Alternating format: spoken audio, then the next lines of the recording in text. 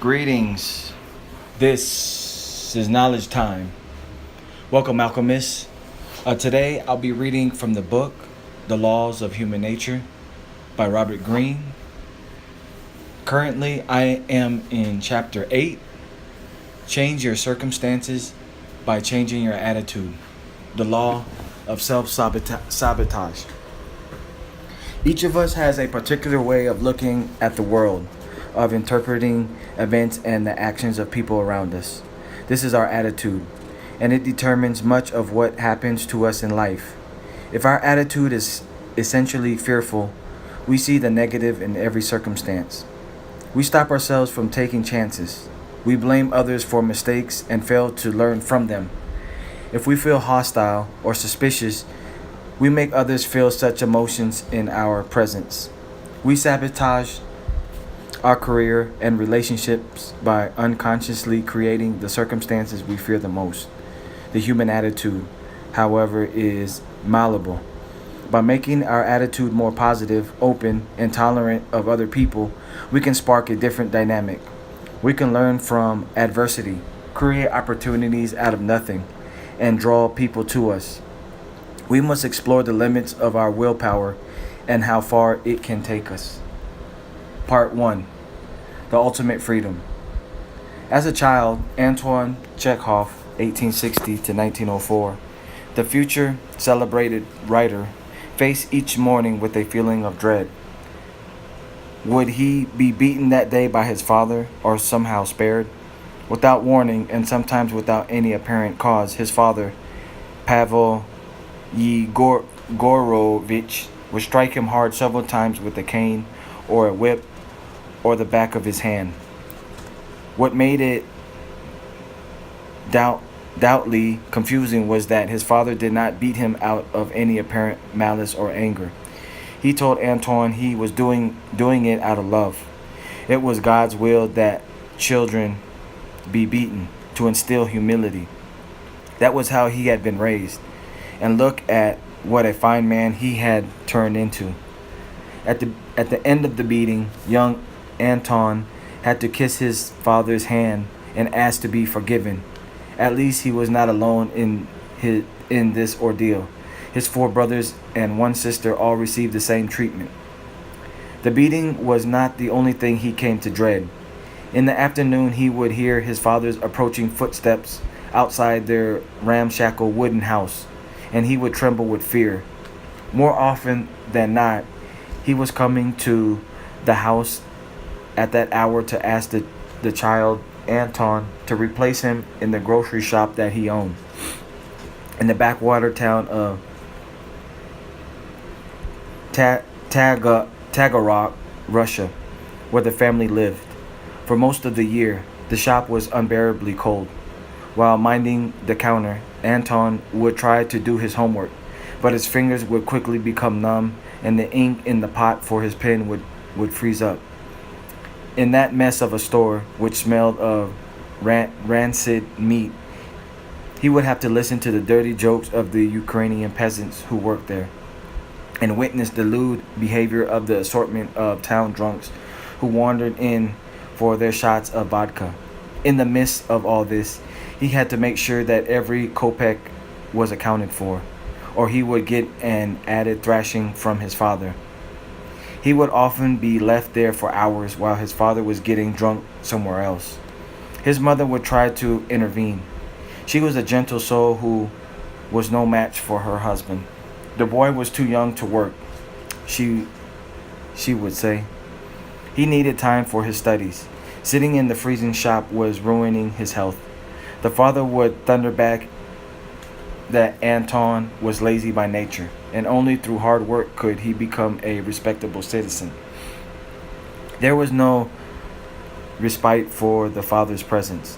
On Sunday, the one day the shop was closed, he would wake the children up at 4 or 5 in the morning to rehearse their singing for the church choir, of which he was the director. Once home from the service, they would have to repeat it, ritual by ritual, on their own, then return for the noon mass. By the time it was over, they were all too exhausted to play. In the moments he had to himself, Anton would wander around town. Tagorok was a grim place to grow up. The fronts of almost all of the houses were decaying and crumbling, as if they were already ancient ruins. The roads were not paved, and when the snow melted, there was mud everywhere, with giant potholes that could swallow a child up to the neck. There were no street lights. Prisoners would be tasked with finding the stray dogs on the streets and beating them to death. The only quiet and safe place was the surrounding graveyards, and Anton would visit them often. On these walls, he would wonder about himself and the world. Was he really so worthless that he deserved the almost daily beatings from his father? Perhaps. Yet his father was a walking contradiction. He was lazy, a drunk, and quite dishonest with customers, despite his religious zeal. And the citizens of Taganrog were equally ridiculous and hypocritical. He would observe them at the cemetery, trying to act pious during the funeral service, but then excitedly whispering to one another about the delicious cakes they would eat later at the home of the widow, as if that was why they had shown up. His only recourse in the face of the pain and boredom he constantly felt was to laugh at it all. He became the family clown, imitating the characters of Taganrog and inventing stories about their private lives. Sometimes his humor turned aggressive. He played cruel practical jokes on other children in the neighborhood. Sent to the market by his mother, he often tormented the live duck or chicken that he carried home in a sack. He was becoming impish and quite lazy. Then in 1875, everything changed for the Chekhov family. Anton's two older brothers, Alexander and Nikolai, had had enough of their father. They decided to move together to Moscow. Alexander to pursue a university degree and Nikolai to become an artist. This snubbing of his authority infuriated the father, but he could not stop them. At around the same time, Pavel Yegorovich had to finally confront his complete mismanagement of the grocery store. He had piled up debts over the years, and now the bills came due. Facing bankruptcy and almost certainly time in the debtor's prison, he quietly slipped out of town one night without telling his wife and escaped to Moscow, intending to live with his sons. The mother was forced to sell the family possessions to pay the debts. A borderer who lived with them offered to help the mother with their case against the creditors, but much to her surprise, he used his court connection to swindle the Chekhovs out of their house, without a penny to her name. The mother was forced to leave for Moscow with the other children. Only Anton would stay to finish his studies and get his diploma. He was charged with selling all of the remaining family belongings and send the money to Moscow as soon as possible. The former boarder, now owner of the house, gave Anton a corner of one room to live in. And so at the age of 16, with no money of his own and no family to look after him, Anton was suddenly left to fend for himself in Taganrog. Anton had never really been alone before. His family had been his whole life, for better or worse. Now it was as if the bottom had dropped out. He had no one to turn to for help in any way. He blamed his father for this miserable fate, for being trapped in Taganrog. One day he felt angry and bitter, the next day depressed, but soon it became clear that he had no time for such sentiments. He had no money or resources, and yet somehow he had to survive, so he hired himself out as a tutor to as many families as possible. When they went on vacation, he would often go hungry for days. His one jacket was threadbare. He had no galoshes for the heavy rains. He felt ashamed when He entered people's houses, shivering and his feet all wet, but at least he was now able to support himself. He had decided to become a doctor. He had a scientific frame of mind, and doctors made a good living. To get into medical school, he would have to study much harder. Frequenting the town library, the only place he could work in peace and quiet, he began to also browse the literature and philosophy sections. And soon he felt his mind soaring beyond Ta- Ta- Tagarog. With books, he no longer felt so trapped. At night, he returned to his corner of a room to write stories and sleep. He had no privacy, but he could keep his corner neat and tidy, free of the usual disorder of the Chekhov household. He had finally begun to settle down, and new thoughts and emotions came to him. Work was no longer something he dreaded. He loved absorbing his mind in his studies, and tutoring had made him feel proud and dignified. He could take care of himself. Letters came from his family. Alexander ranting and complaining about their father making everyone miserable again. Mikhail, the youngest son, feeling worthless and depressed. Anton wrote back to Alexander. Stop obsessing over our father and start taking care of yourself, he wrote to Mikhail. Why do you prefer to yourself as my worthless, insignificant little brother? Do you know where you should be aware of your worthlessness? Before God, perhaps, but not before people. Among people, you should be aware of your worth. Even Anton was surprised by the new tone he was taking in these letters. Then, one day, several months after being abandoned, he wandered through the streets of Tagarot and suddenly felt welling up from within a tremendous and overwhelming sense of empathy and love for his parents. Where did this come from? He had never felt this before. In the days leading up to this moment, he had been thinking long and hard about his father. Was he really to blame for all their problems? Pavel's father, Igor Mikhailovich, had been born a serf. Serfdom being a form of indentured slavery. The Chekhovs had been serfs for several generations. Igor had finally been able to buy the family's freedom, and he set his three sons up in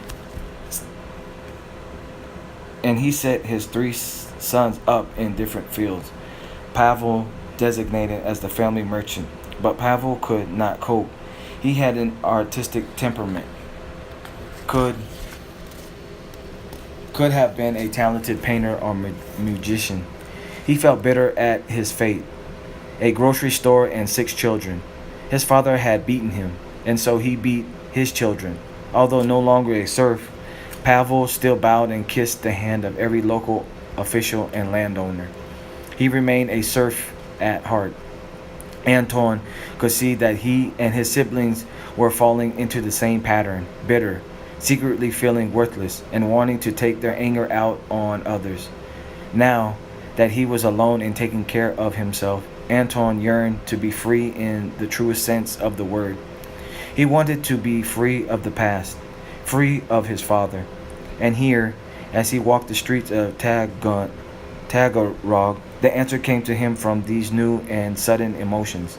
Understanding his father, he could accept and even love him. He was not some imposing tyrant, but a rather helpless old man.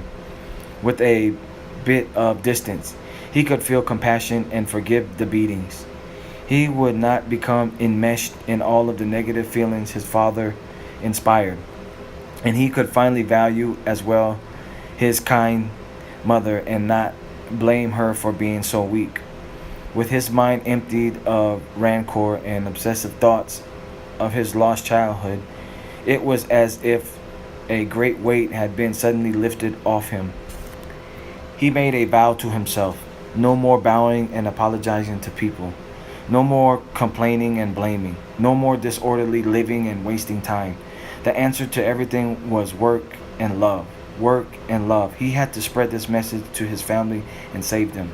He had to share it with mankind through his stories and plays. Finally, in 1879, Anton moved to Moscow to be with his family and to attend medical school. And what he saw there made him dis- despondent. The Chekhovs and a few borderers were all crammed in a single room in the basement of a tenement in the middle of the red light district. The room had little ventilation and almost no light. Worst of all was the moral of the group. His mother was beaten down by the constant anxieties about money and the subterranean existence. His father drank even more and held some odd jobs that were quite a step down from owning a business. He continued to beat his children. Anton's younger siblings were no longer in school. The family could not afford it and felt completely useless. Mikhail, in particular, was even more depressed than ever. Alexander had gotten work as a writer for magazines, but he felt he deserved much better and started to drink heavily. He blamed his problems on his father for following him to Moscow and haunting his every move. Nikolai, the artist, slept till late, worked sporadically, and spent most of his time at the local tavern. The entire family was spiraling downward at an alarming rate, and the neighborhood they lived in only made it worse. The father and Alexander had recently moved out. Anton decided he needed to do the opposite, moved into the cram room and become the catalyst for change. He would not preach or criticize, but rather see the proper example. What mattered was keeping the family together and elevating their spirits. To his overwhelmed mother and sister, he announced that he would take charge of the housework. Seeing Anton cleaning and ironing, his brothers now agreed to share in these duties. He scrimped and saved from his own medical school scholarship and got more money from his father and Alexander. With this money, he put Mikhail, Ivan, and Maria back into school. He managed to find his father a better job. Using his father's money and his own savings, he was able to move the entire family to a much larger apartment with a view. He worked to improve all aspects of their lives. He got his brothers and sister to read books he had chosen, and well into the night they would discuss and argue the latest findings in science and philosophical questions. Slowly they all bonded on a much deeper level, and they began to refer to him as Papa and Tasha, the leader of the family. The complaining and self-pitying attitude he had first encountered had mostly disappeared. His two younger brothers now talked excitedly about their future careers. Antoine's greatest project was to reform Alexander, whom he considered the most gifted yet troubled member of the family. Once Alexander came home completely drunk, began to insult the mother and sister, and threatened to smash Antoine's face in. The family had become resigned to these triads, but Antoine would not tolerate this. He told Alexander the next day that if he ever yelled at another family member, he would lock him out and disavow him as a brother. He was to treat his mother and sister with respect and not blame the father for his turning to drink and womanizing.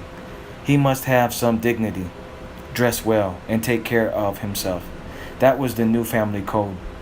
Alexander apologized and his behavior improved, but it was a continual battle that demanded all of Antoine's patience and love, for the self-destructive streak in the Chekhovs was deeply ingrained. It had led Nikolai to an early death from alcoholism, and without constant attention, Alexander could easily follow the same path. Slowly, Anton weaned him from drinking and helped him with his journalistic career, and eventually Alexander settled into a quiet and satisfying life. Sometime in 1884, Anton had begun to spit blood, and it was apparent to him that he had the preliminary signs of tuberculosis. He refused to submit to the examination of a fellow doctor. He preferred not to know and to go on writing and practicing medicine without worrying about the future. But as he became increasingly famous for his plays and short stories, he began to experience a new kind of discomfort, the envy and petty criticism of his fellow writers.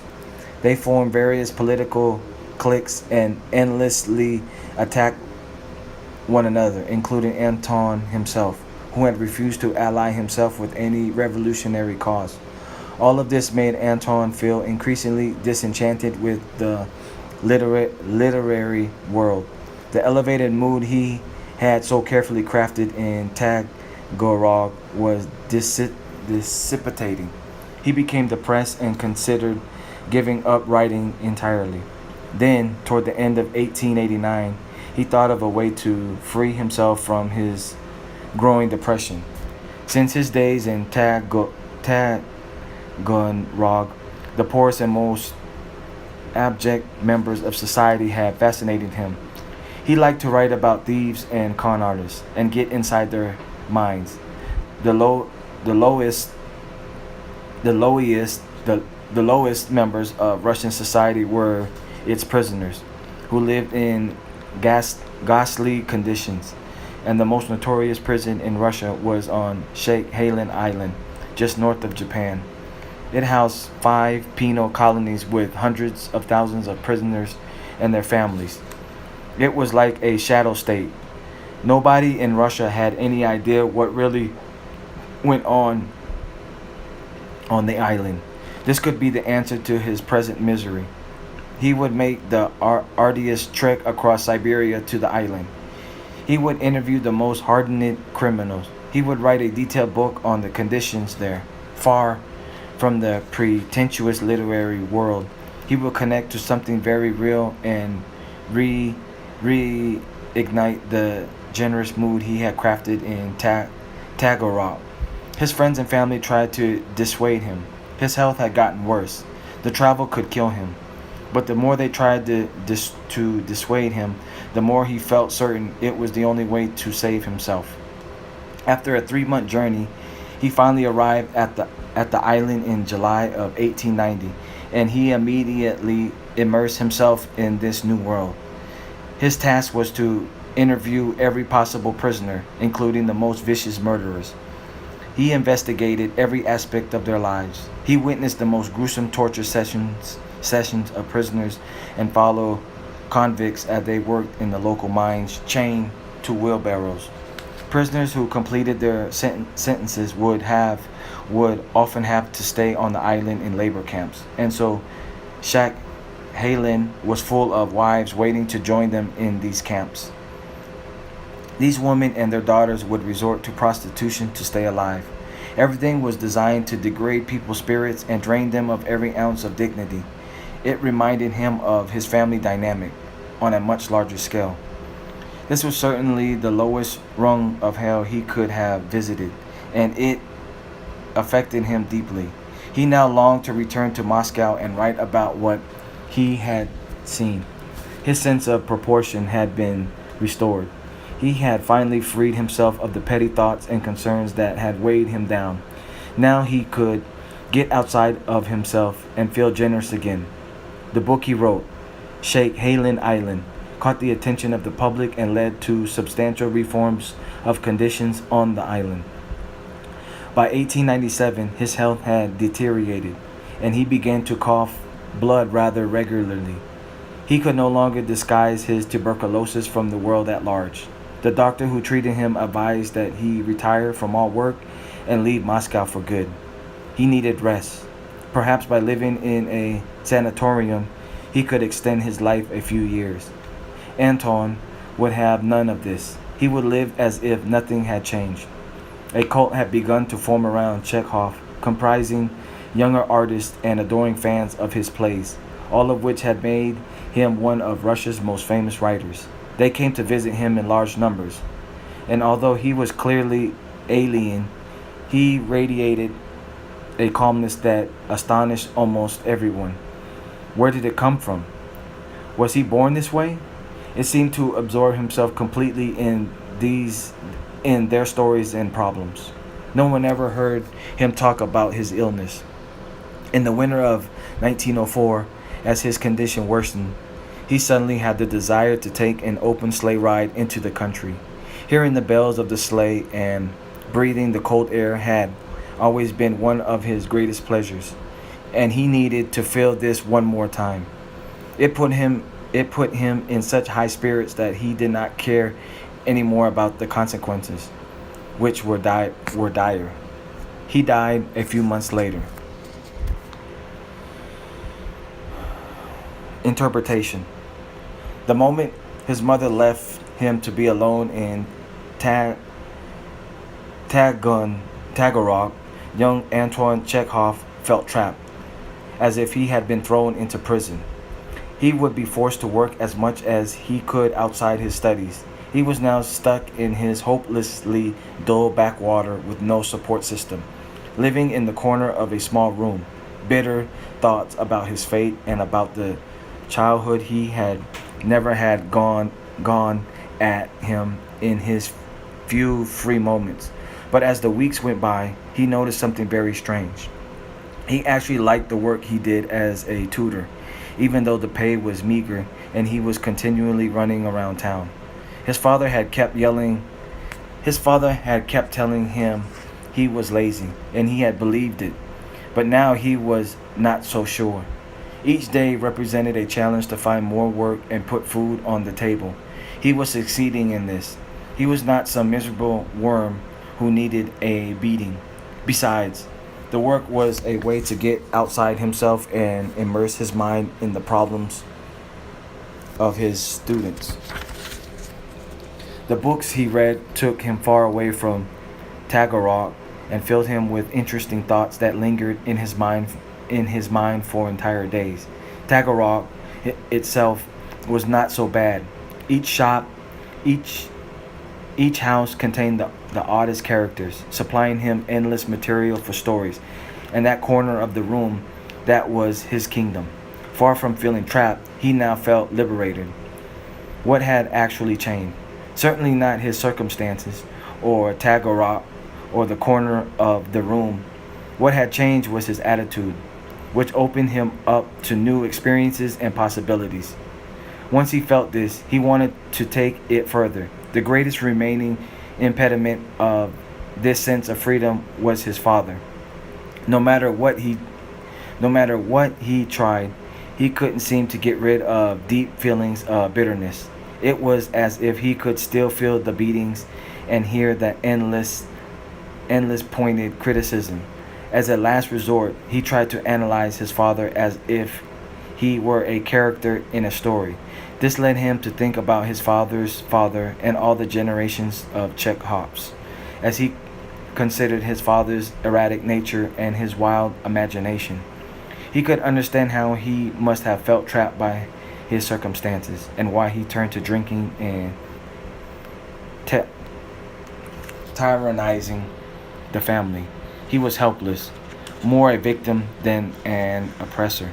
This understanding of his father laid the groundwork for the sudden rush of unconditional love he felt one day for his parents. As he glowed with his new emotion, he finally felt completely liberated from resentments and anger. The negative emotions from the past had finally fallen away from him. His mind could now be completely open. The sensation was so exhilarating that he had to share it with his siblings and free them as well. What had brought Chekhov to this point was the crisis he had faced when left alone at such a young age. He experienced another such crisis some 13 years later, when he became depressed about the pettiness of his fellow writers. His solution was to reproduce what had happened in Tag on Taganrog, but in reverse. He would be the one to abandon others and force himself to be alone and vulnerable. In this way, he could re-experience the freedom and empathy he had felt in Taganrog. The early death sentence from tuberculosis was the last crisis. He would let go of his fear of death and the bitter feelings that came with having his life cut short.